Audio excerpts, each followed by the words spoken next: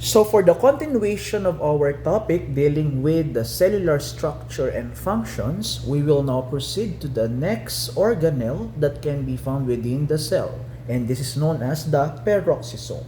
So you will observe in our illustration that peroxisome is a spherical body that consists of a crystalline core at the center.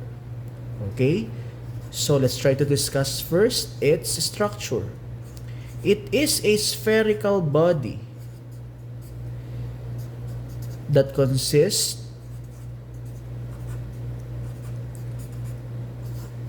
of a crystalline core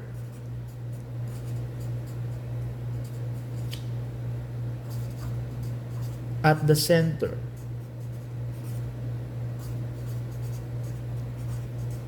So this crystalline core is located at the center of the peroxisome. It is a spherical body that consists of a crystalline core at the center, in which this crystalline core consists of enzymes. Okay? And take note, peroxisome consists of phospholipid bilayer. So this structure is a phospholipid bilayer.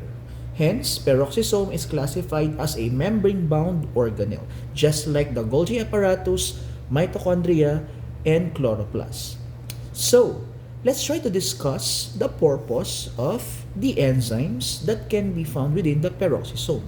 And in order to discuss the purpose of these enzymes, we will now proceed to the discussion about the function of the peroxisome inside the cell.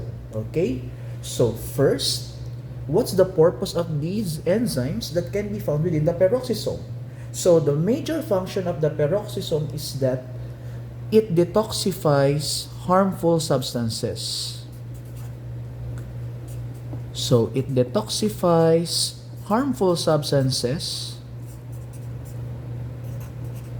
in which this process can be done through the removal of hydrogen atoms from these harmful substances.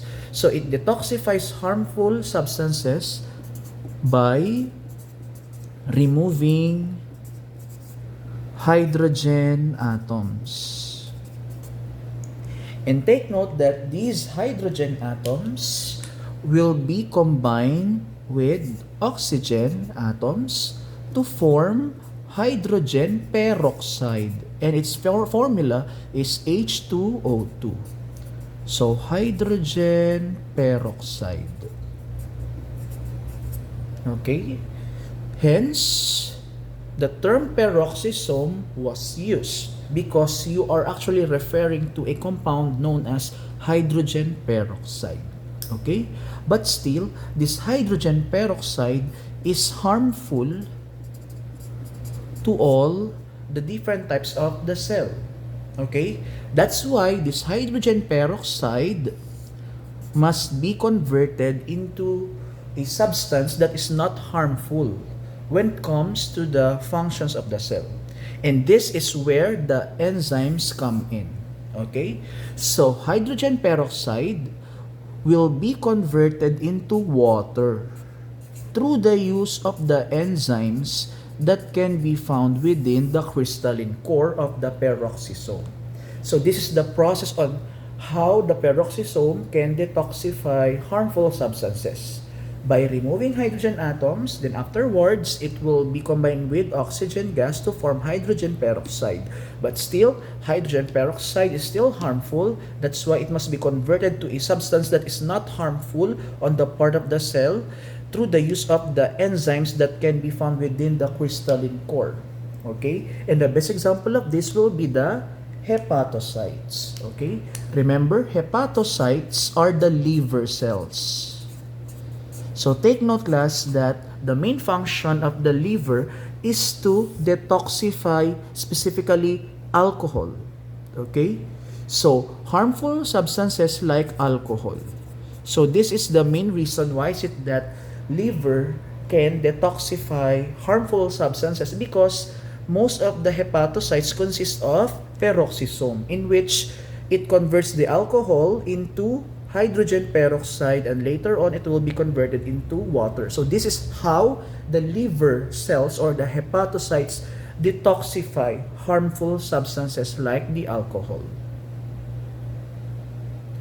So in addition to the detoxification process, okay, another function of the peroxisome is that it breaks down, let's say, large molecules like lipids through the use of oxygen. So another function is that it uses oxygen gas, okay, to break down fatty acids.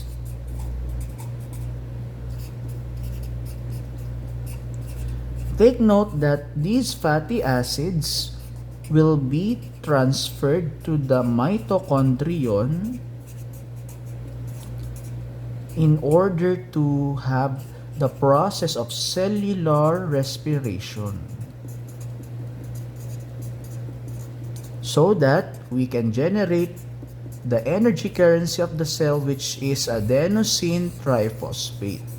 So please bear in mind that aside from glucose, which is the food molecule, fatty acids actually can be used to generate adenosine triphosphate, because one of the major functions of fats or lipids is that they can provide energy as well, just like in the case of glucose.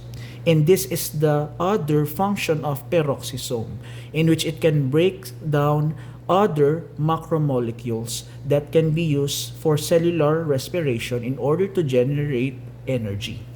Now, going back to our topic dealing with the function of the peroxisome, since peroxisome can detoxify harmful substances, then it means that it can clean the entire environment of the cell. Hence, its nickname is that peroxisome can be compared to street cleaners in a certain, or let's say in a particular city. So you have street cleaners. So they are the street cleaners because they can remove the waste products through the process of the detoxification, which is through the removal of hydrogen atoms. So this is the function of the peroxisome.